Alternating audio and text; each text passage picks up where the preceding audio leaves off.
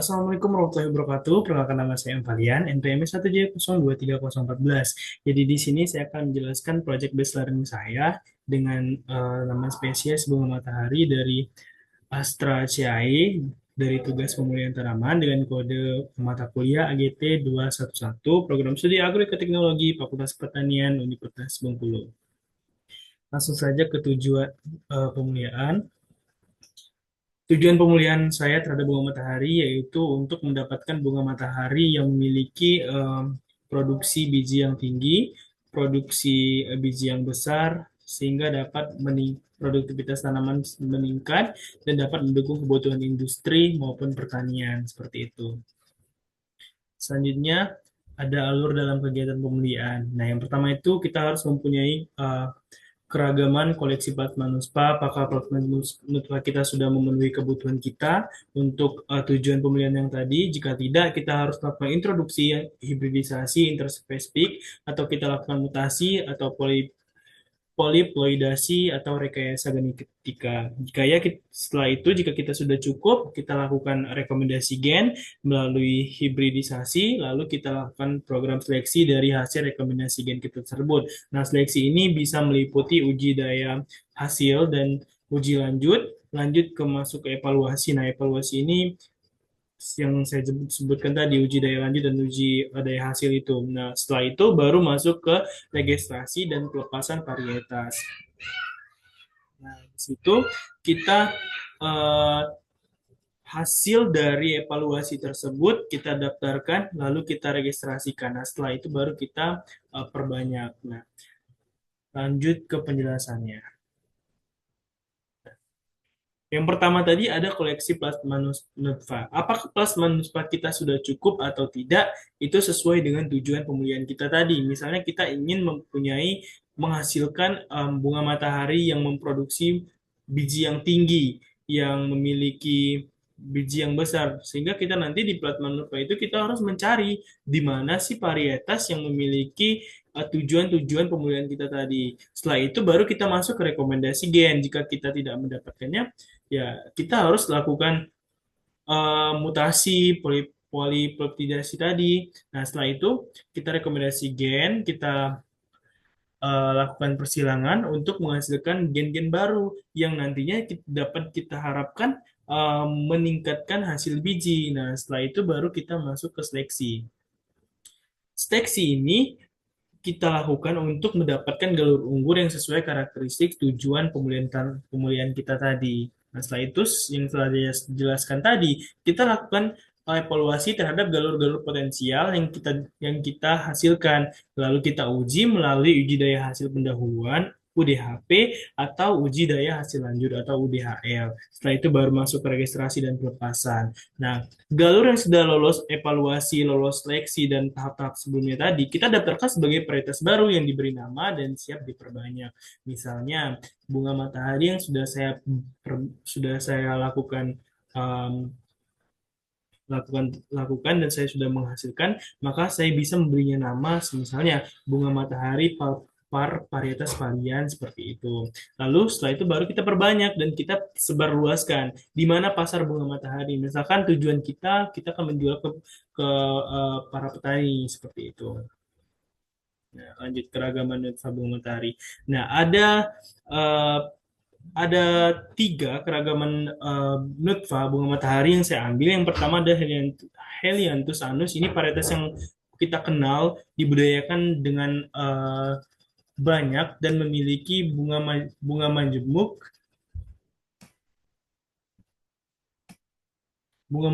dengan ratusan hingga ribuan bunga kecil pada satu bongkol tanaman. Nah, ini dapat tumbuh hingga 2,5 meter dengan batang yang selalu menghadap ke bumi matahari atau kita kenal juga dengan heliotropik. Nah, yang kedua ada Russian Mammon. Nah, varietas ini memiliki pertumbuhan yang baik dan adaptif di berbagai kondisi lingkungan. Nah, ini tidak cocok untuk tujuan pemulihan kita ini. Nah, lanjut ada um, varietas teddy bear. Varietas ini memiliki bunga yang unik dan kelopak ganda, memberikan tampilan yang lebih penuh dan menarik. Nah, ini mengidentifikasi bahwasanya varian teddy bear ini cocok untuk kita lakukan uji karena dia memiliki tampilan yang penuh dan menarik sehingga nanti dapat kita usahakan bahwasanya biji-biji itu dapat kita kolaborasikan dengan varietas-varietas yang lain gitu. Selanjutnya ada varietas Autumn Beauty. Nah, varietas ini memiliki bunga dengan warna kuning kecoklatan hingga keunguan. Ini biasanya sering dibudidayakan seperti itu. Berikut bunga-bunganya. Contoh bunga matahari ini Helianthus, ini mamut, ini ada teddy bear, dan ini ada Autumn Beauty. Selanjutnya, kita harus tahu nih, center of origin dan center diversity dan Bangen agar kita dapat mengkoleksi plasma nuspa itu sendiri seperti itu.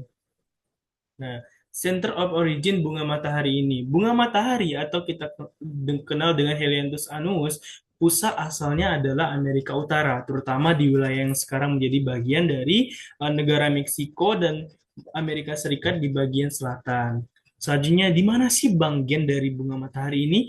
National Plant Gram Plus System atau NVGS di Amerika Serikat, Papilov Institute of Plant Industry di Rusia, CIMMYT di International Maize and Wheat Improvement Center itu di Meksiko. Selanjutnya di Gley Meltdown siap NS-Protein B. Aldine itu di IPB di aneka kacang dan umbi balikat balikabi dan di IPB.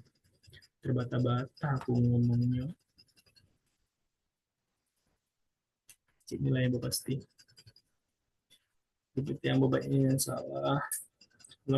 Assalamualaikum warahmatullahi wabarakatuh. Perkenalkan nama saya Empalian, NPM 1J023014. Jadi di sini saya akan menjelaskan project based learning saya yaitu tentang bunga matahari dengan family Asteraceae. Nah, pemulihan tanaman ini merupakan tugas mata kuliah pemulihan tanaman itu sendiri dengan kode mata kuliah AGT 211 Program Studi Agroekoteknologi Fakultas Pertanian Universitas Bengkulu. Lanjut saja ke tujuan pemulihan saya terhadap bunga matahari, yaitu saya ingin mendapatkan bunga matahari yang memiliki produksi biji yang banyak, yang besar, sehingga dapat memenuhi kebutuhan industri maupun pertanian. Lalu, langkah apa yang akan saya lakukan untuk menyukseskan hal tersebut agar tujuan pembelian tanaman saya tersebut terjalan? Yang pertama, saya harus memiliki koleksi plasma nutpa. Mengapa demikian? Karena dengan pengumpulan plasma nutpa bunga matahari, kita dapat memastikan semua keragaman genetik yang memadai yang sesuai dengan tujuan pemulihan tanaman kita tadi. Selanjutnya ada rekomendasi gen.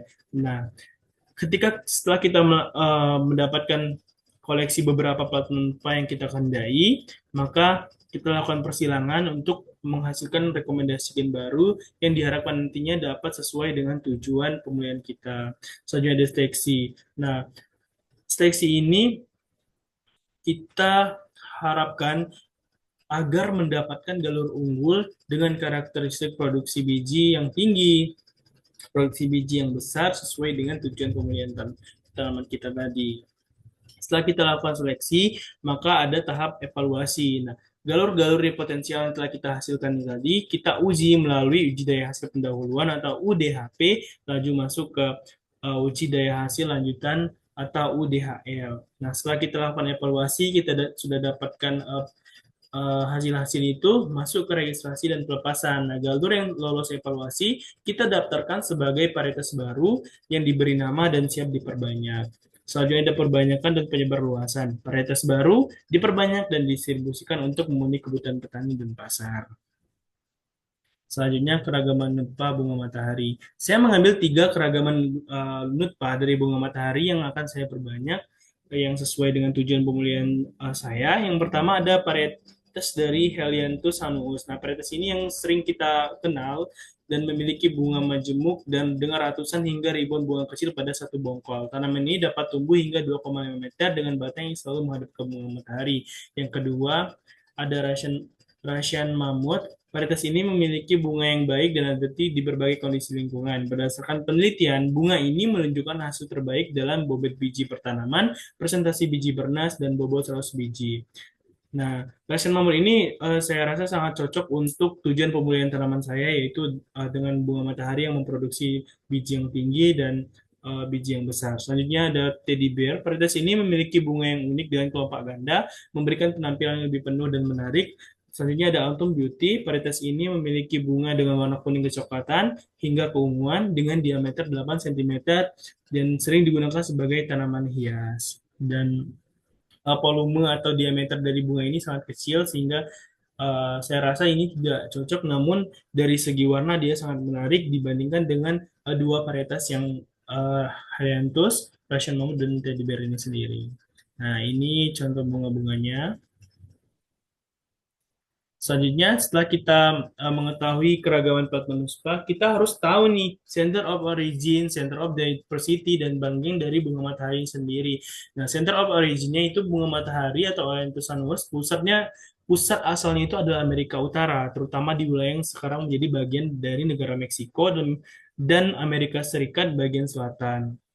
Selanjutnya ada Banggen. Di mana sih Banggen dari bunga matahari ini? Yang pertama ada National Plant Germ Plus System atau NPGS di Amerika Serikat. Selanjutnya ada Papilov Institute of Plants Industry di Rusia. Selanjutnya ada International Maize and Wheat Improvement Center itu di Meksiko dan ada di IPB. Nah, selanjutnya, di mana sih Center of Diversity dari bunga matahari ini? Nah, bunga matahari ini memiliki pusat keragaman di Amerika Utara dari Center of Origin-nya tadi. Jadi, khususnya di daerah yang lebih luas dibandingkan dengan pusat asalnya, mencakup Amerika Serikat bagian tengah dan selatan. Selanjutnya, kita harus mengetahui kerabat liar dari bunga matahari agar kita tahu nih bunga ini yang ini cocok nggak nih buat tujuan pemulihan kita tadi. Nah, yang pertama ada Helianthus Argophilus atau silverleaf sunflower, dikenal sebagai bunga matahari berdaun perak, memiliki ketahanan terhadap penyakit seperti downy mildew atau jamur bulai, sering digunakan dalam pemulihan untuk meningkatkan ketahanan terhadap stres lingkungan. Nah, ini jika kita lihat dari karakter Helianthus agrophilus ini, dia tidak cocok untuk tanaman tujuan pemulihan kita yang itu memproduksi biji yang banyak dan yang besar, sehingga ini kita abaikan dan kita anggap ini adalah kerabat dekat dari bunga matahari itu sendiri. Selanjutnya ada Helianthus petiolaris. Nah, beradaptasi baik di daerah kering dan berpasir, sering digunakan untuk memperbaiki toleransi kekeringan pada varietas budidaya, khususnya bunga matahari itu sendiri. Selanjutnya, Helianthus tuberosus atau tobinabur atau Jerusalem Arctic Hawk. Nah, memiliki umbi yang dapat dimakan berbeda dari Helianthus anus yang menghasilkan biji yang banyak, mengandung gen ketahanan terhadap beberapa hama dan penyakit. Selanjutnya ada Helianthus debilis. Nah, spesies bunga kecil yang tumbuh di daerah pantai digunakan dalam pemulihan untuk meningkatkan ketahanan terhadap salinitas atau tingkat garam di daerah pantai. Setelah kita mengetahui beberapa kerabat liar dari bunga matahari, maka kita harus mengetahui juga kromosom pada bunga matahari itu ada berapa sih seperti itu. Mari kita bahas bahwasanya bunga matahari ini memiliki jumlah kromosom yang diploid sebanyak 2N. Jadi dari 2N itu sama dengan 34, yang berarti terdapat 17 pasang kromosom dalam setiap sel somatisnya. Nah, genus Helianthus memiliki jumlah kromosom dasar N sama dengan 17. Jadi kromosom dasar dari genus Helianthus ini ada 17 kromosom dengan spesies yang bersifat diploid yang tadi. Jadi 2N sama dengan 34. Lalu ada tetraploid 2N sama dengan 68, lalu ke hexaploid 2N sama dengan 102. Ini saya kutip dari Saragi SHY dan Cinta, lalu Pradipta tahun 2015 tentang keragaman heritabilitas bunga matahari. Lalu gen-gen apa aja sih? Apa saja yang mengatur perbanyakan dalam bunga matahari ini? Nah, perbanyakan biji pada bunga matahari atau Helianthus dikendalikan oleh berbagai gen yang mengatur perkembangan bunga, pembentukan serbuk sari, pembuahan, dan perkembangan biji. Jadi, berdasarkan jurnal yang saya baca, beberapa gen utama yang terlibat meliputi yang pertama, ada gen pengatur perkembangan bunga, itu APETA. TALA atau AP1, AP2, AP3, dan PI. Nah, ini dia berfungsi untuk mengatur identitas organ bunga itu sendiri. Selanjutnya ada agamose atau AG, ini mengontrol perkembangan putik dan benang sari. Selanjutnya ada LFY, ini memicu transisi dari fase vegetatif ke fase reproduktif. Jadi di LFY ini dia hanya berperan pada proses perkembangan batang, daun, sih, tapi tidak masuk ke perkembangan generatif bunga matahari itu. Selanjutnya ada yang kedua, gen terkait pembentukan serbuk sari dan buah. Nah, yang pertama ada MS, Male Sterility atau genus. Nah, mengontrol kesuburan jantan dan produksi serbuk sari. Jadi dia berfungsi untuk mengkontrol banyak dan sedikitnya dari uh, serbuk sari yang ada di tanaman bunga matahari itu sendiri. Yang selanjutnya ada FAD2 strip 1. Nah, ini berperan dalam sintesis lipid yang mempengaruhi viabilitas serbuk sari. Ini berarti dia berfungsi untuk mensintesis lemak yang dapat mempengaruhi kinerja dari serbuk sari itu sendiri. Yang ketiga ada gen yang berperan dalam perkembangan biji dan viabilitas biji. Nah, ini yang kita harapkan. Gen yang pertama ada oleosin, dia mengkontrol pembentukan cadangan lemak dan biji bunga matahari. Yang kedua ada LAC1 atau Leafy Cotyledon 1. Dia mengatur perkembangan embrio dan sintesis cadangan makanan. Yang kedua ada ABI3 atau Abscisic Acid Incentive 3, terlibat dalam pematangan biji dan respon terhadap hormon absisik atau acid ABA. Jadi dia termasuk seperti ZPT. Jadi kita dapat beranggapan bahwasanya pada gen yang ketiga ini ada AB3 atau ABA ini kita bisa memberikan tambahan ZPT dari kita sehingga nanti dapat merangsang gen yang dapat terlibat dalam pematangan biji dan respon terhadap hormon itu sendiri.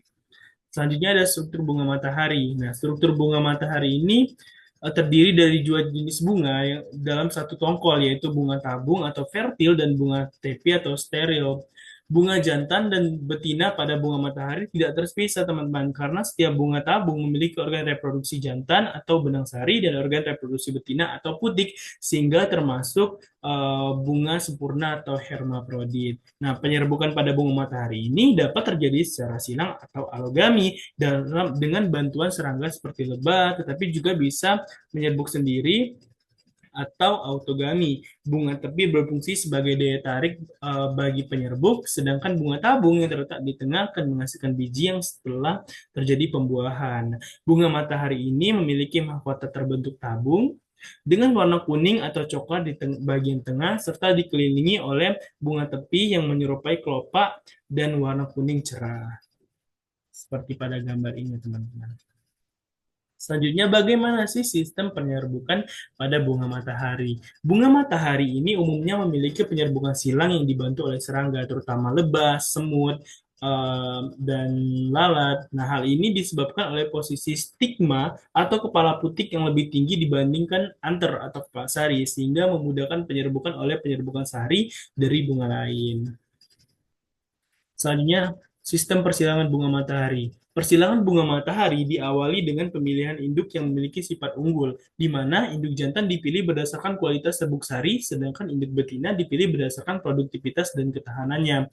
Jadi, kita harus mencari dua indukan, induk jantan dan betina, yang memiliki produksi biji yang tinggi, produksi biji yang besar, sehingga nanti dapat menghasilkan turunan yang sesuai dengan tujuan pemilihan kita tadi. Hanya siklus pembungaan pada bunga matahari. Bunga matahari termasuk tanaman anual atau semusim yang menyelesaikan siklus hidupnya dalam satu musim tanam dengan waktu dari penanaman hingga pembungaan sekitar 70-100 hari, tergantung pada varietas yang dan kondisi lingkungan atau fenotipenya. Perkecambahan terjadi dalam 5-10 hari, diikuti fase vegetatif dengan pertumbuhan daun dan batang yang sangat cepat. Setelah sekitar 30-50 hari, tanaman memasuki fase inisiasi bunga, kemudian mekar penuh pada 50-70 hari setelah tanam dengan penyerbukan yang umumnya dibantu oleh serangga seperti lebah, semut, dan lain sebagainya. Setelah pembuahan, biji mulai berkembang dan mencapai kematangan dalam 30 hari. Sebelumnya, akhirnya tanaman mengering dan menyelesaikan siklus hidupnya. Jadi kurang lebih siklus hidup ini, bunga matahari ini mencapai 100 hari MST atau masa setelah tanam.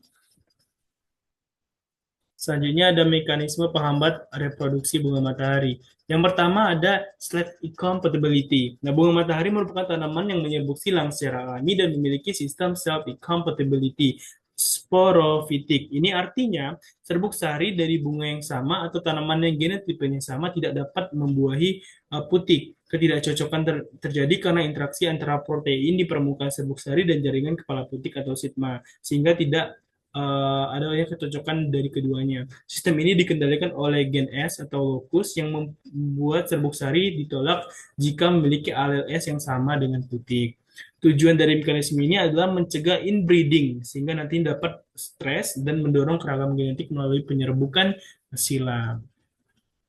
Selanjutnya keragaman dan heritabilitas bunga matahari. Nah, ini saya dapatkan dari jurnal. Jadi pendahuluannya itu ada bunga matahari ini merupakan salah satu tanaman penghasil minyak nabati yang cukup potensial dikembangkan di Indonesia. Selain kandungan minyak yang tinggi, tanaman ini juga memiliki daya adaptasi yang luas terhadap berbagai kondisi agroklimat. Nah, dari pendahuluan ini menjelaskan bahwasanya bunga matahari ini sangat potensial apabila kita kembangkan, terutama kita kembangkan untuk menghasilkan minyak nabati seperti itu. Apalagi dia sangat adaptasi terhadap berbagai kondisi agroklimat. Berarti dia ini sangat tidak rentan dari kondisi kekeringan, cuaca ekstrim. Dia masih bisa bertahan di kondisi tersebut. Nah, kita harus mengupayakan perbaikan genetik tanaman melalui keragaman genetik itu sendiri. Dan kita harus melihat nilai heritabilitas karakter agronominya.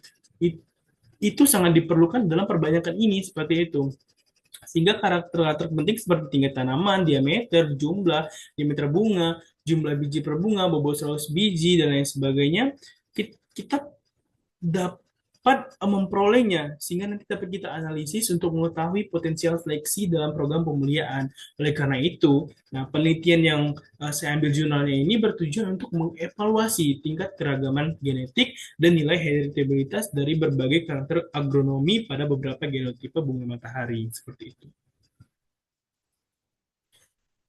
Nah, dalam jurnal yang saya uh, terangkan ini, untuk metode penelitiannya yaitu digunakan untuk mengetahui apakah perbedaan antara genotipe bunga matahari yang diuji bersifat nyata atau tidak. Nah, jadi metodenya ini dia menggunakan analisis keragaman atau ANAVA seperti pada tabel 1 ini.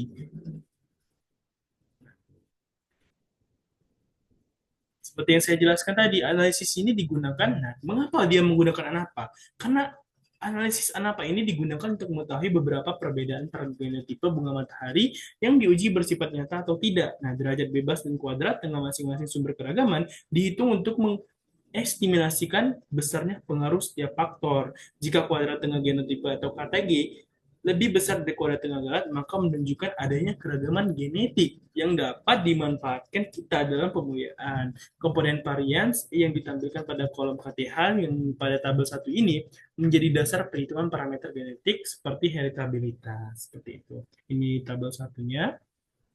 Lanjut ke hasil dan pembahasan. Nah, analisis sidik ragam karakter hasil dan komponen hasil 32 genotipe bunga matahari.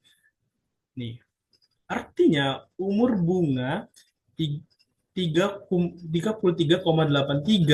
diameter sampai pada hasil biji ini memiliki adanya perbedaan yang sangat nyata di antara 32 genotipe bunga matahari. Seperti itu, teman-teman. Nah, tabel 2 itu menyajikan analisis sidik ragam terhadap berbagai karakter hasil dan komponen bunga matahari itu sendiri dari 32 tipe genotipe bunga matahari. Dari hasil UGM terlihat bahwa seluruh karakter memiliki nilai F itu lebih besar daripada F tabel taraf 5% itu. yaitu 1,64 yang ditandai dengan tanda bintang yang saya sebutkan sebelumnya tadi. Nah, hal ini menunjukkan bahwasannya terdapat perbedaan yang nyata antar genotipe untuk semua karakter yang diamati seperti bunga, diameter bunga, umur panen, jumlah biji, berat 100 biji, panjang biji, lebar biji, tebal biji, hingga pada hasil biji dalam satu tanaman.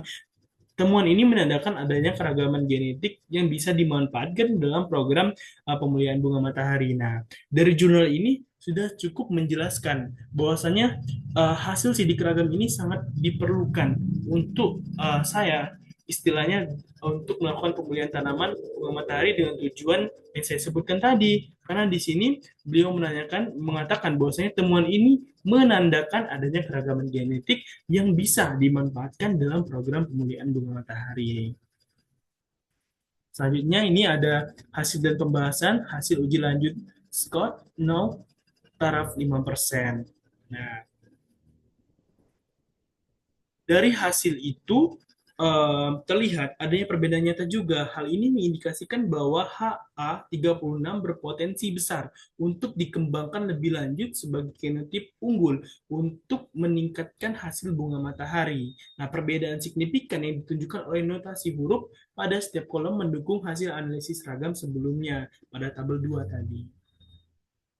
Ini ada tabel 4, nilai koefisien keragaman karakter hasil dan komponen bunga matahari.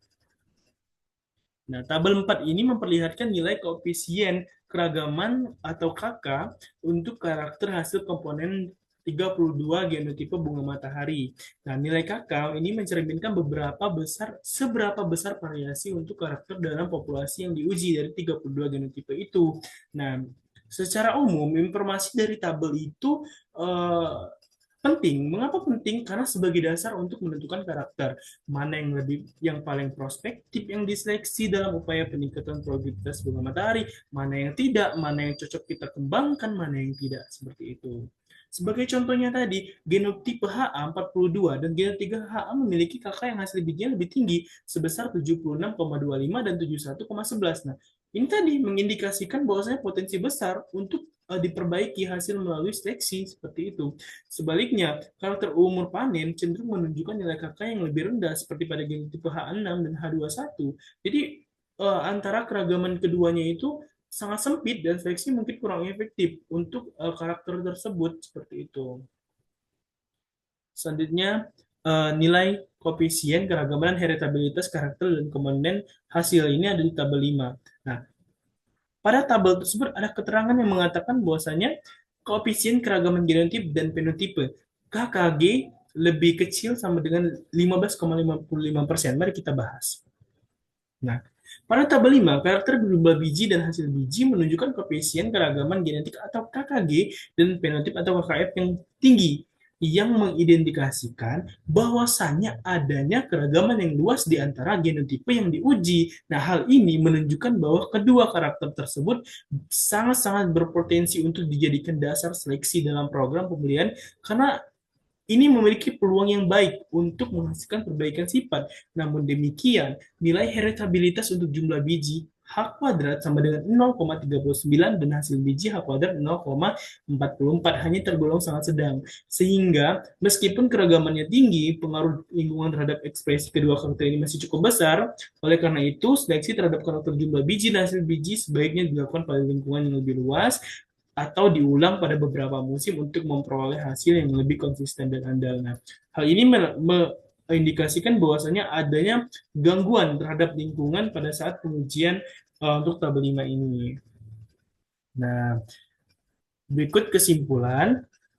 Keragaman antara populasi dan dalam genotipe karakter hasil dan komponen hasil ditemukan dalam 32 genotipe bunga matahari. Karakter yang memiliki nilai keragaman dalam dan antar genotipe luas diantaranya adalah jumlah biji tanaman, berat 100 biji, dan hasil biji pada tanaman tersebut. Keragaman rendah ditemukan pada karakter umur bunga, umur panen, dan karakter biji. Keragaman tersebut dapat dimanfaatkan dalam menentukan genotipe-genotipe pilihan.